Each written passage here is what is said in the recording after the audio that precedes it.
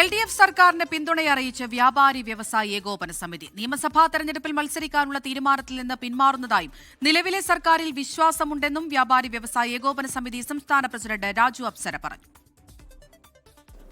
ഇനി പുതിയ ഒരു ഭരണ സംവിധാനം വരുന്നതിനെക്കുറിച്ച് ഞങ്ങൾ ഇരു മുന്നണികളും മൂന്ന് മുന്നണികളുമായും അവരുടെ പ്രകടനപത്രികകളുമായിട്ടൊക്കെ ചർച്ച ചെയ്ത് അതിൻ്റെ ഞങ്ങളുടെ ബോധ്യത്തിൻ്റെ അടിസ്ഥാനത്തിൽ പുതിയ പിന്തുണ കൊടുക്കണമെന്നാണ് ഞങ്ങൾ തീരുമാനിച്ചിരിക്കുന്നത്.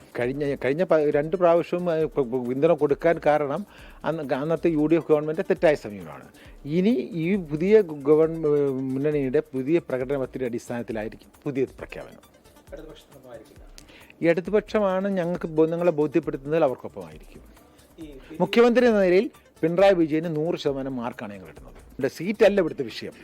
ഞങ്ങളുടെ വിഷയം എന്ന് പറയുന്നത് ഞങ്ങളുടെ സുരക്ഷിതത്വമാണ്, ഞങ്ങൾക്ക് കച്ചവടക്കാരുടെ സുരക്ഷിതത്വം. അതാണ് ഞങ്ങളുടെ വിഷയം.